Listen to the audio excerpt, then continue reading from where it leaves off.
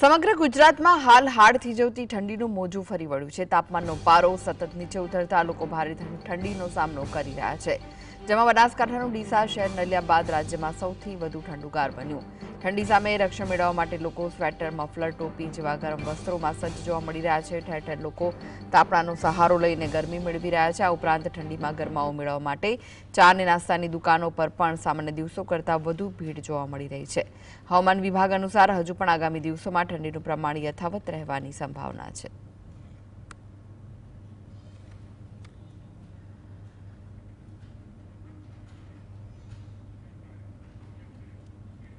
તો વધુ વિગતો માટે જોડાઈ ગયા છે બનાસકાંઠાથી સંવાદદાતા ધ્રુવ। બનાસકાંઠામાં પણ ઠંડીનું મોજું ફરી વળ્યું છે। ખાસ કરીને ડીસામાં ઠંડી વધુ અનુભવાઈ રહી છે। શું વિગતો છે? આજે ચોક્કસથી કૃષ્ણા જે રીતે બનાસકાંઠા જિલ્લાના વાસીઓ છે, બનાસવાસીઓ છે તે પણ હવે ઠંડીનો અહેસાસ કરી રહ્યા છે। જે રીતે નલિયા બાદ સમગ્ર ગુજરાતના અંદર ડીસા બીજા ક્રમાંકે અત્યારે જોવા મળી રહ્યું છે।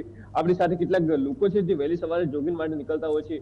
શું કહેશો, ઠંડી કેવી પડી રહી છે અત્યારે? બહુ સરસ મજાની ઠંડી, ગુલાબી ઠંડી છે। ઠંડીમાં આપણે બધાએ આપણા સ્વાસ્થ્યનું ખૂબ ધ્યાન રાખવું જોઈએ। ઉત્તમ સ્વાસ્થ્ય એ આપણો મોટામાં મોટું સુખ અને ખજાનો છે। આપણા શાસ્ત્રોમાં પણ કહ્યું છે કે પહેલું સુખ તે જાતે નર્યા।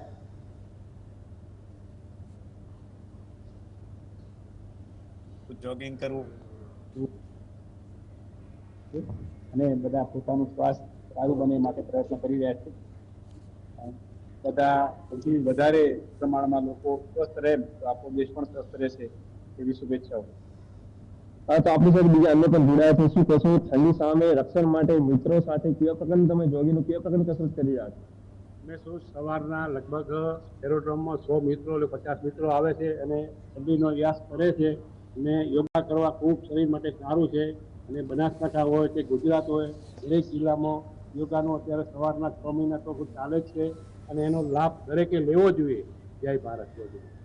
તો જે રીતે ક્યાંક યોગાસન અને જે રીતે કસરત છે તે લોકો પોતાના મિત્રો સાથે કરતા હોય છે। જે રીતે બનાસકાંઠા જિલ્લાના અંદર હાલ થીજવતી ઠંડીનો અસર અત્યારે બનાસવાસીઓ કરી રહ્યા છે। નલિયા બાદ આમ પણ જે રીતે ડીસા પંથક છે તે આમ પણ ઠંડુગાર બનતું હોય છે। ત્યારે અત્યારે જે રીતે ગુલાબી જે ઠંડી છે તેનો અહેસાસ છે તે ડીસાવાસીઓ વહેલી સવારથી જ કરી રહ્યા છે અનુભવ તેનો। અને જે રીતે વાત કરવામાં આવે તો વહેલી સવારથી જે લોકો છે તે પોતાનું શરીરના રક્ષણ માટે, ઠંડી સામે રક્ષણ મેળવવા માટે ઠંડી, મફલર અને સહિતના જે કહી શકાય છે કે ઊંડા જે કપડાં હોય છે તેનો ઉપયોગ કરતા હોય છે। જે રીતે ચાની ચુસ્કી લગાવતા હોય છે, ગરમ ગરમ સૂતનું પર સેવનથી તે જે લોકો છે તે કરતા હોય છે। તે આ રીતે લોકો છે તે ક્યાંક ઠંડી સામે રક્ષણ મેળવતા નજરે પડી રહ્યા છે। જી કૃષ્ણ। જી, આભાર ધ્રુવ સમગ્ર માહિતી આપવા માટે।